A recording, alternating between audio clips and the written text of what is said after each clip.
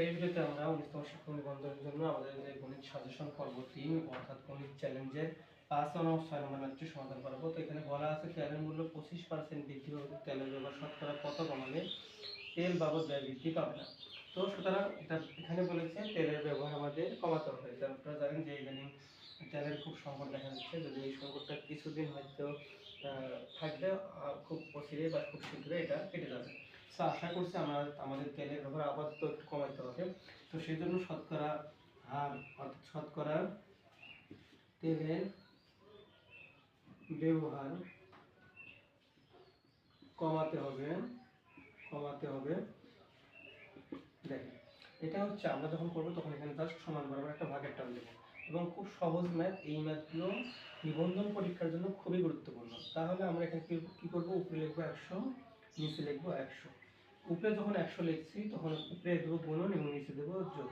তাহলে একটা কাজ করবো, সহজ কথা, 100 লিখবো উপরে এবং গুণন চিহ্ন দেবো, নিচে 100 লিখবো এবং প্লাস ছেড়ে দেবো। জাস্ট উপরেরটা হচ্ছে গুণন, নিচেরটা হচ্ছে প্লাস। তাহলে কত পার্সেন্ট বৃদ্ধি পেয়েছে? এখানে হচ্ছে 25%।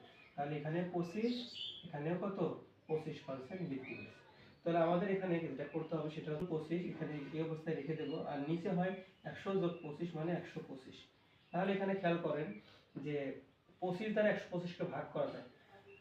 5 25 125, একবারে আমরা ভাগ করতে পারি। আর 5 20 হচ্ছে 100, তার মানে 20%। এটা উত্তর হবে কত পার্সেন্ট? 20%। এটা খুবই সহজ ব্যাপার। সেম ভাবে যদি তো পরবর্তী 6 নম্বর ম্যাথটিতে বলা হয়েছে চিনির মূল্য 10% কমে যায়। তার মানে এখানে চিনির মূল্য 10% কমে যায়, চিনির ব্যবহার শতকরা কত ভাগ বাড়ালে চিনি বাবদ খরচ একই থাকবে, অর্থাৎ খরচ বৃদ্ধি পাবে না বা খরচ কমবে না, খরচটা একই থাকবে, সেই কথা বলেছে এখানে।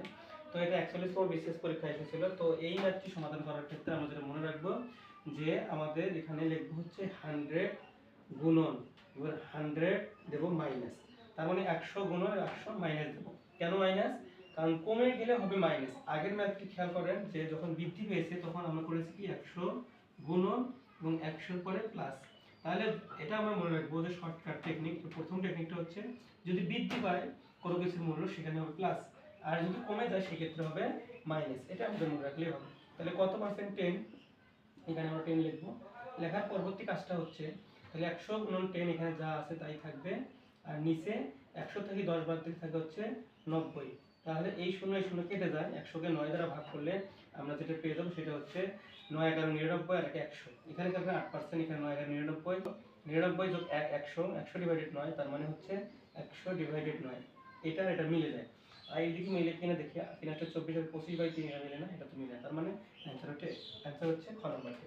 তো আশা করা যায় যে আপনারা এটা বুঝতে পেরেছেন। আমাদের পর্বগুলো সেম, এটা তৃতীয় পর্ব, বাকি পর্বগুলো এভাবে আমাদের দেওয়া থাকবে। আপনারা অবশ্যই চ্যানেলটি সাবস্ক্রাইব করে বেল বাটনটি অল প্রেস করে দিন। Thanks for watching.